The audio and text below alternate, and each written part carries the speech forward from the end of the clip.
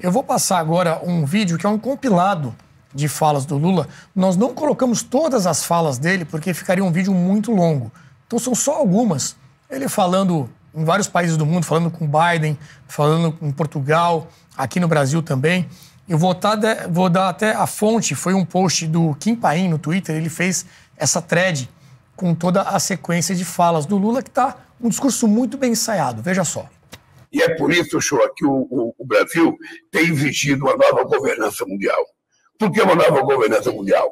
Porque se você tirar uma decisão aqui em Belém sobre a questão do clima e não houver uma decisão de cumprimento, volta para o Estado Nacional e os congressos nem sempre aprovam. E aí as coisas não funcionam. Quem é que cumpriu as decisões da COP15 em Copenhague? Quem é que cumpriu o Acordo de Paris? Ou seja, aí não se cumpre porque não tem uma governança mundial com força para decidir as coisas e a gente cumprir.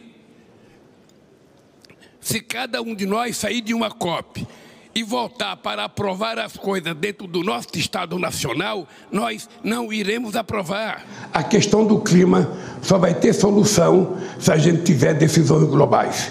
Que eu não depender do meu Congresso, que eu não depender que o outro país não dependa do seu Congresso, porque muitas vezes você aprova uma coisa numa COP e quando chega no seu país, o Congresso não aprova. Mas se você não tiver uma governança forte para se exigir o cumprimento das decisões, a gente vai nas reuniões, a gente toma decisões e no ano seguinte a gente faz outras reuniões, toma outras decisões e no ano seguinte faz outra e as decisões nunca entram em vigor, porque quando a gente tenta aprovar no Estado Nacional, muita gente não consegue.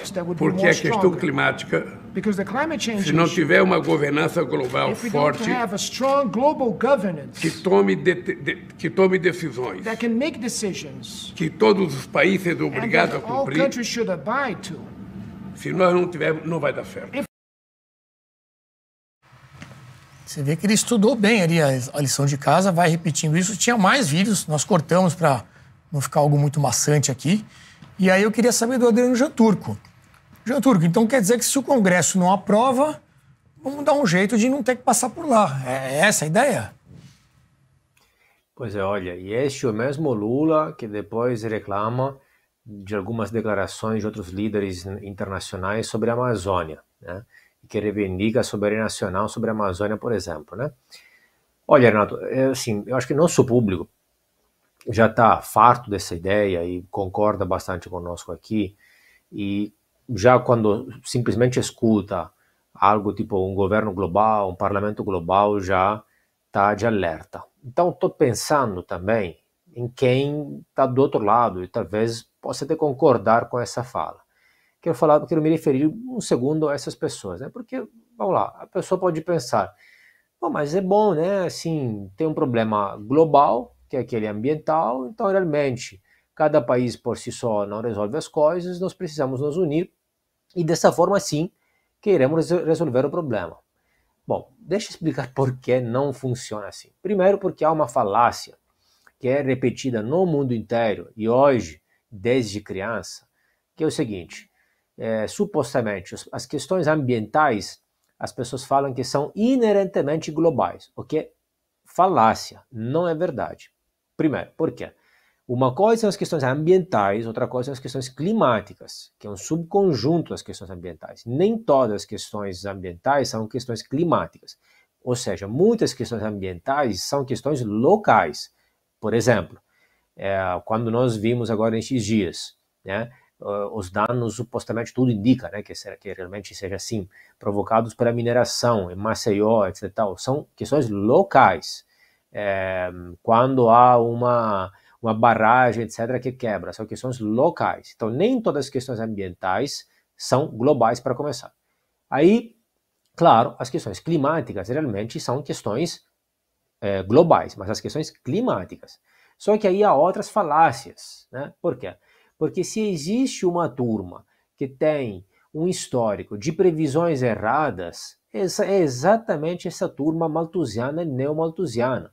Olha, você não encontra nenhuma escola de pensamento, nenhum autor, etc., uma série de previsões tão fracassadas e tão desmentidas como todas as previsões erradas e sempre apocalípticas, sensacionalistas, exageradas, ambientalistas e neomalthusianas. Então, cuidado, por quê?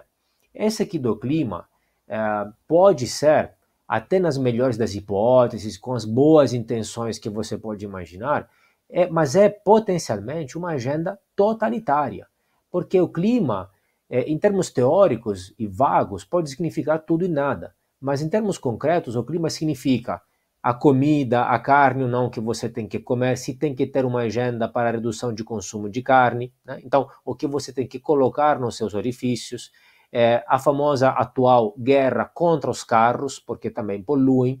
Então, na verdade, se transforma numa agenda muito totalitária, muito pervasiva em cada aspecto da nossa vida e que entra até nessas questões mais micro, ok? Então, não é só uma questão meramente climática, etc. E, na verdade, o que esconde?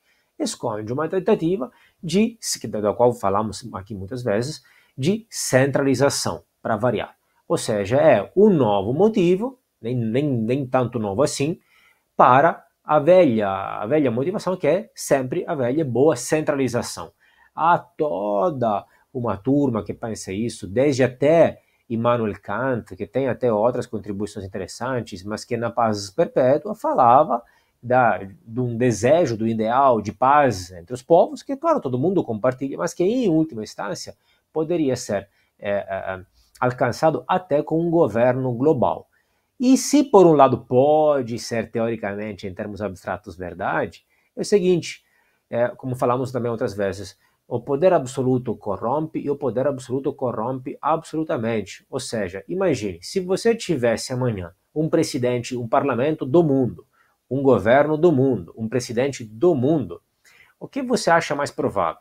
Que chegue lá um Gandhi, uma Madre Teresa da vida, alguém muito bem intencionado, ou que exatamente por ter muito poder, este cargo atraia exatamente as pessoas piores possíveis, que querem fazer o maior mal possível. Um governo que pode fazer, ou um parlamento, no caso global, que pode fazer o maior bem possível, também pode fazer o maior mal possível. Um parlamento que pode te dar tudo e pode resolver tudo, é também um parlamento que pode tirar tudo de você. Então, na história, se você simplesmente observar a história geral, global e de qualquer país, não tem muitos motivos para ser otimistas sobre a maioria das pessoas que procuram este poder absoluto, um poder centralizado. A literatura científica está farta, é consensual, gente. Isso é consensual, assim, já acabamos de demonstrar isso, já o debate acabou, não tem mais conversa. O poder é muito perigoso. Podem fazer o bem, podem fazer o mal. Então, é melhor fatiá-lo, dividi-lo, dispersá-lo. Por isso, a melhor estrutura possível, o mais descentralizado possível. É exatamente o contrário dessa centralização que se reivindica aqui. Toda essa questão do clima, como muito bem você mostrou, apela ao medo, né, usa a tática do medo para, na verdade, depois ter uma agenda, que é uma agenda da velha e boa centralização, com outra desculpa, mas na prática, na estrutura, na sua essência, continua simplesmente centralização do poder.